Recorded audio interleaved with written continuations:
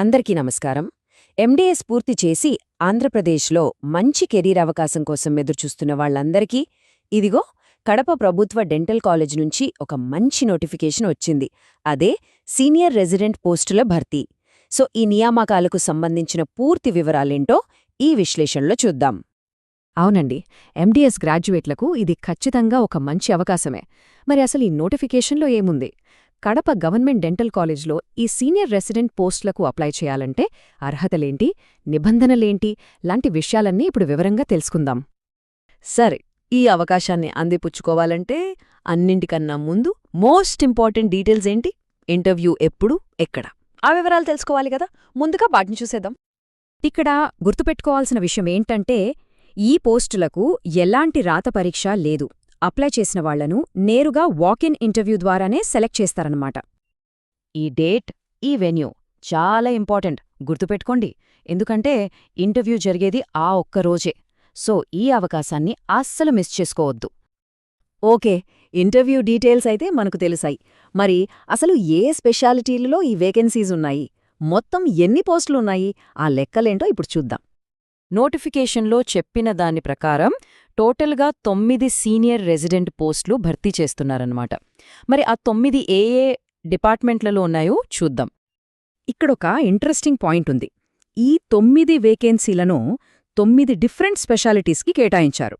అంటే oral medicine and radiology, oral and maxillofacial surgery, prosthodontics, periodontics, pedodontics, ఇలా దాదాపు అన్ని మేజర్ డిపార్ట్మెంట్లలో ఒక్కొక్క పోస్టుంది.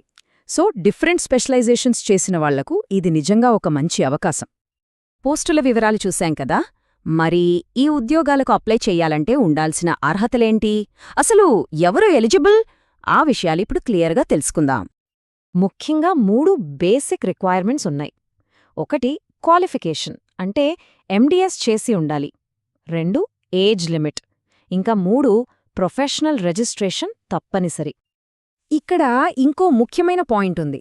అదేంటంటే ఈ పోస్టుల భర్తీలో లోకల్ క్యాండిడేట్స్కే ఫస్ట్ ప్రిఫరెన్స్ ఇస్తారు. ఒకవేళ లోకల్ క్యాండిడేట్స్ ఎవ్వరూ అందుబాటులో లేకపోతే అప్పుడు మాత్రమే నాన్ లోకల్ వాళ్లను కన్సిడర్ చేస్తారు.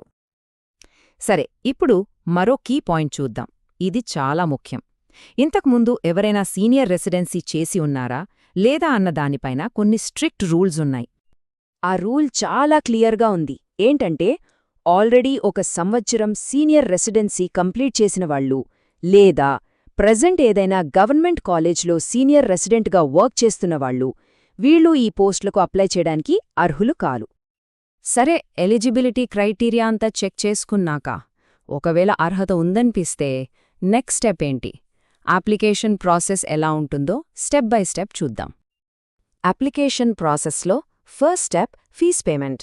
దీనికోసం నోటిఫికేషన్లో చెప్పిన పేరు మీద ఏదైనా ఒక నేషనలైజ్డ్ బ్యాంక్ నుంచి డిమాండ్ డ్రాఫ్ట్ అంటే డీడీ తీయించాల్సి ఉంటుంది. ఇది చాలా చాలా ఇంపార్టెంట్ చెక్లిస్ట్. ఇంటర్వ్యూకు వెళ్లేటప్పుడు ఇక్కడ లిస్ట్ చేసిన అన్ని ఒరిజినల్ సర్టిఫికెట్స్తో పాటు వాటికి సంబంధించిన 2 సెట్ల జిరాక్స్ కాపీలను కూడా ఖచ్చితంగా తీసుకెళ్లాలి. గుర్తుపెట్టుకోండి, ఏ ఒక్క డాక్యుమెంట్ మిస్ అయినా అప్లికేషన్ రిజెక్ట్ అయ్యే ఛాన్స్ ఉంది. సో ఓవరాల్గా చూస్తే ప్రాసెస్ చాలా సింపుల్. 3 స్టెప్స్. ఫస్ట్, కావలసిన డాక్యుమెంట్స్ అన్నీ రెడీ చేసుకోవాలి. సెకండ్, బ్యాంక్స్ నుంచి డీడీ తీసుకోవాలి. ఇక ఫైనల్గా చెప్పిన డేట్కి ఇంటర్వ్యూకి అటెండ్ అవ్వాలి. అంతే.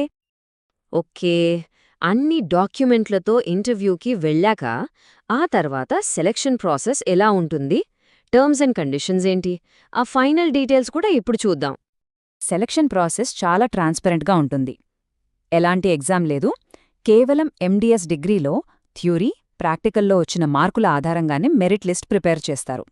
ఒకవేళ ఇద్దరికీ సేమ్ మార్క్స్ వస్తే అప్పుడు ఏజ్లో ఎవరైతే పెద్దవాళ్ళో వాళ్ళకి ప్రిఫరెన్స్ ఇస్తారన్నమాట. మరి శాలరీ సంగతేంటి? సెలెక్ట్ అయిన వాళ్లకి గవర్నమెంట్ ఆర్డర్ ప్రకారం నెలకు 74,750 రూపాయల ఫిక్స్డ్ రెమ్యూనరేషన్ ఇస్తారు. ఇది ఖచ్చితంగా గుర్తుపెట్టుకోవాల్సిన విషయం. ఇది ఒక టెన్యూర్డ్ పోస్ట్, అంటే కాంట్రాక్ట్ బేసిస్ అనమాట. పీరియడ్ కేవలం 1 ఇయర్ మాత్రమే ఉంటుంది. ఆ 1 ఇయర్ కంప్లీట్ చేయడం కంపల్సరీ. ఫైనల్గా ఈ క్లాజ్ కూడా తెలుసుకోవాలి.